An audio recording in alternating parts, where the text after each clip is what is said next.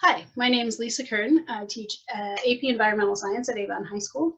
And today I thought I would share with you some things that we've learned about e-learning. Avon's got a program where every year we do an e-learning day. It's planned in the schedule way ahead of time.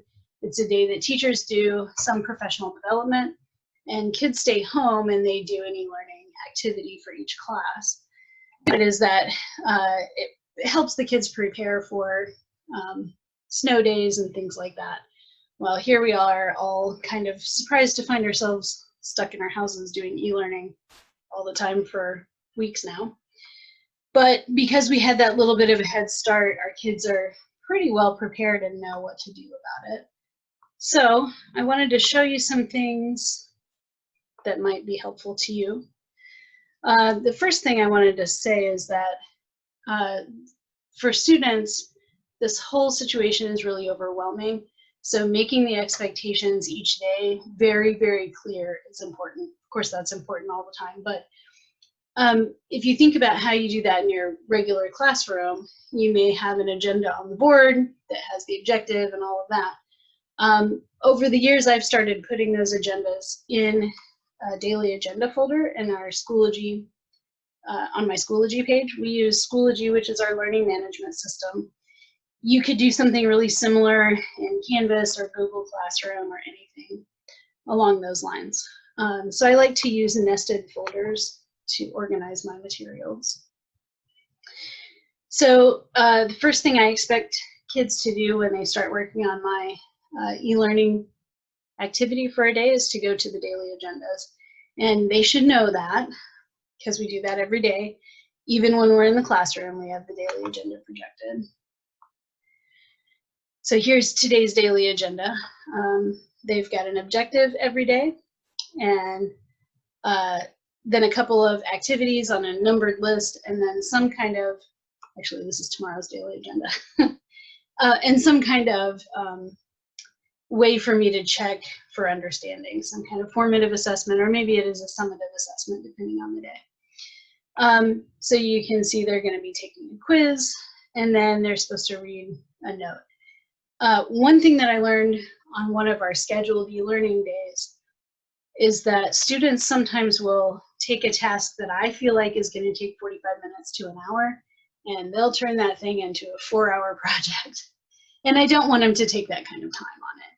And also, I don't want to be hearing from angry parents that, you know, you gave my child this huge assignment and it was way too much. So I've started putting in some timing notes. So like the quiz should take 20 minutes. Actually, probably is more like 15, but you know, give them a rough idea of how much time it should take. And then reading the note will take them 10 minutes or less. So kids can open this up and they can see right away, oh, it should take 30 minutes. I've got a 30-minute chunk of time right now. I'll go ahead and do that. So I found that to be pretty helpful for kids. The other thing I wanted to mention is that we use updates on Schoology. I would assume Canvas and Google Classroom have some similar kind of situation. In Schoology, if you type in here in an update and hit post, it sends out push notifications, so kids will get a notification on their cell phone or whatever. And every single day, my notification says, hi, please go to this folder and look in the daily agendas and do the daily agenda for today, and maybe a quick summary of what I will expect them to do. You know, AP students probably don't need that much direction, but if you're unclear about your instructions, you get lots and lots of emails about, you know, I don't know what I'm supposed to do today, and, you know, addressing each of those takes a very long time.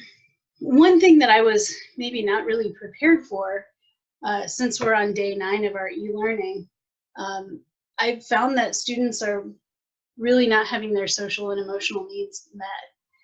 And so I've been doing some Zoom conferences, which is what I'm recording this with.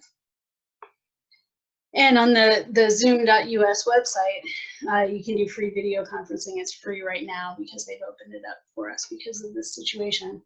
But I found that students are really struggling with the emotional aspect of this.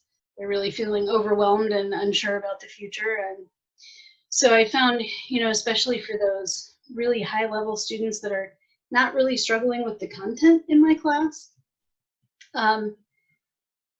what they're having issues with is, especially the seniors, what are we going to do about graduation? What's going to happen with prom?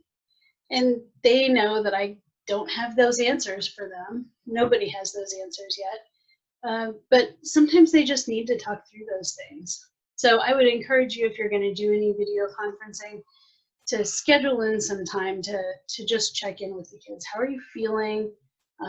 What questions do you have, even if I can't answer them? Because I think for a lot of these kids that may be the most important thing we can address. I also wanted to tell you about a couple of other websites that are useful here. Edpuzzle.com is a website that has, you can put videos on there, or you can use the set of videos that they've already got that other teachers have put in. And you can embed questions into the videos. So if you heard a video from Amanda Leahy from Avon, I'm sure she mentioned not to reinvent the wheel.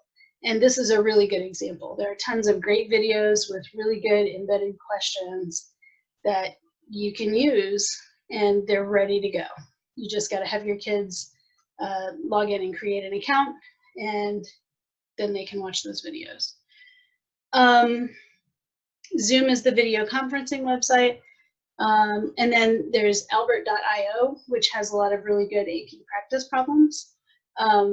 So I don't use those with my other classes, but with the AP classes, I find that to be really useful. And they've got an extended period now where they're opening up content to high school students.